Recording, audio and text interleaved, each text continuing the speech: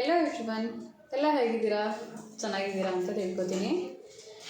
ಇವತ್ತು ಡೇ 2 ಎರಡನೇ ಶ್ಲೋಕನ ನಾನು ನಿಮಗೆ ಹೇಳ್ಕೊಡ್ತೀನಿ. ನಾರಾಯಣಂ ನಮಸ್ಕೃತ್ಯ, ಅಲ್ಲಿಗೊಂದು ಸ್ಮಾಲ್ ಒಂದು ಲೈನ್ ಹಾಕ್ಕೊಳ್ಳಿ, ಅಲ್ಲಿಗೊಂದು ಸ್ಟಾಪು. ನರನ್ ಚೈವ ನರೋತ್ತಮಂ, ಅಲ್ಲಿಗೊಂದು ಸ್ಟಾಪು.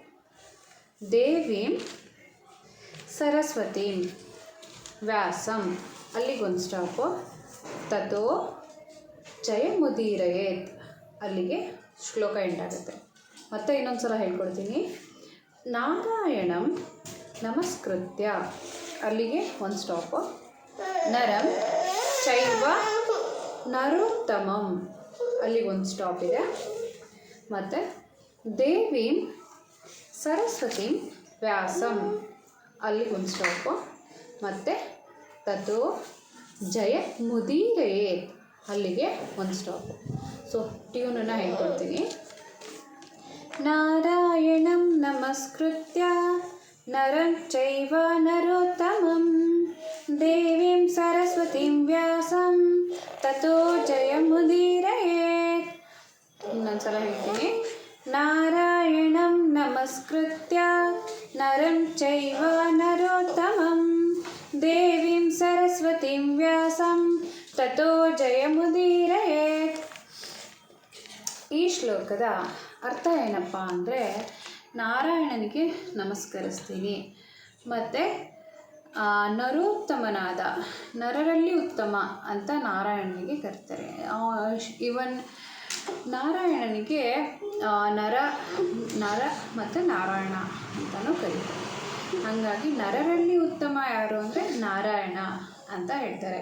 ಅವನಿಗೆ ನಮಸ್ಕರಿಸಿ, ಮತ್ತು ಸರಸ್ವತಿ ದೇವಿಗೆ ನಮಸ್ಕರಿಸಿ, ಮತ್ತು ವ್ಯಾಸ ಮಹರ್ಷಿಗಳಿಗೆ ನಮಸ್ಕರಿಸಿ, ನಂತರ ವಿಜಯದ ಕಥೆಯನ್ನು ಹೇಳೋಣ ಅಂತ ಈ ಶ್ಲೋಕದ ಅರ್ಥ. ಇದು ಶ್ಲೋಕ ಆ್ಯಕ್ಚುಲಿ ಬಂದು ಒಂದು ಕಾನ್ವರ್ಸೇಷನ್ ನಡೀತಾ ಇರುತ್ತೆ. ಯಾರಿಗೆ? ಯುಧಿಷ್ಠಿರನಿಗೆ ಮತ್ತು ಕೃಷ್ಣನಿಗೆ.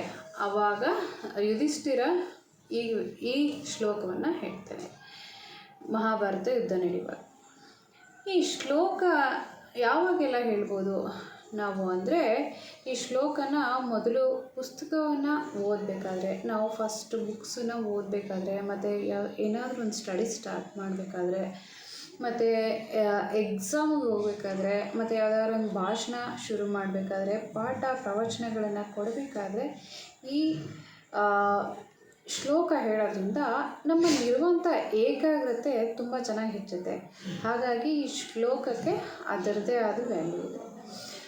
So thank you everyone, thank you for watching my video. Please like, share and comment my YouTube channel. Please subscribe my YouTube channel Mom with Baby. Thank you all. Namaste.